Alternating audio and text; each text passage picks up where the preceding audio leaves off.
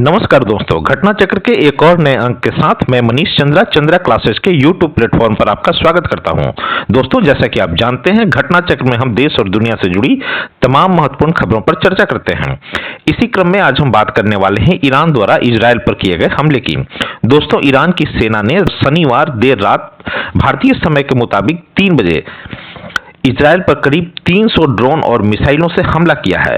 Israeli सेना ने इस हमले की जानकारी देते हुए बताया है कि इजरायल के आयरन डोम ने ईरान की तरफ से दागी गई अधिकांश मिसाइलों और ड्रोन्स को हवा में ही मार गिराया और इजरायल की सेना देश तथा देश के लोगों की सुरक्षा करने के लिए पूरी तरह से तैयार तथा सक्षम है।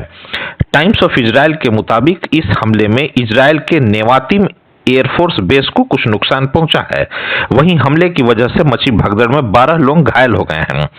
ईरान द्वारा यह हमला 1 अप्रैल को इजरायल द्वारा सीरिया में ईरानी एम्बेसी पर किए गए एयर स्ट्राइक के जवाब में की गई है, जिसमें ईरान के 2 टॉप आर्मी कमांडर्स सहित 13 लोग मारे गए थे।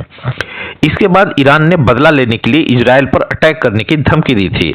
मीडिया रिपोर्ट्स के मुताबिक ईरान ने इजरायल पर इस हमले को ऑपरेशन ट्रू प्रॉमिस का नाम दिया है।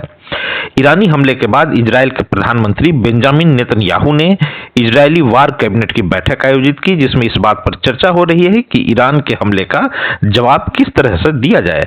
इस बीच एक महत्वपूर्ण घटनाक्रम में इजरायल पर ईरानी हमले के बाद वहां काम करने गए भारतीय नागरिकों की सुरक्षा को लेकर व्यक्त चिंताओं के बीच भारत में इजरायल के राजदूत नाओर गिलोन ने कहा है कि वहां मौजूद भारतीय नागरिकों की रक्षा की जाएगी। उन्होंने कहा कि भारत के नागरिक इजरायलियों से अलग नहीं हैं और इजरायल सबकी सुरक्षा करेगा। खबरों के अनुसार इजरायल पर हमले के बाद रविवार सुबह ईरान समेत तमाम मुस्लिम देशों में जश्न का माहौल देखा जा रहा है। नवीनतम समाचारों के अनुसार अमेरिकी राष्ट्रपति जो बाइडेन ने इजरायल के प्रधानमंत्री बेंजामिन नेतन्याहू को फोन कर उनसे संयम बरतने को कहा है, जिससे उम्मीद की जा रही है कि शायद इजरायल की तरफ से तत्काल कोई प्रतिक्रिया नहीं होगी।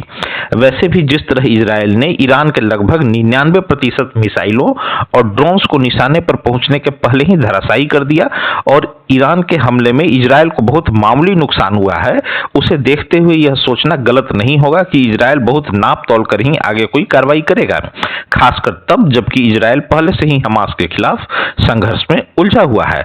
दोस्तों, इस मामले पर हम लगातार नजर बनाए हुए हैं और इससे जुड़ी किसी भी नई अपडेट के आने पर हम आपको इससे अवगत कराते रहेंगे।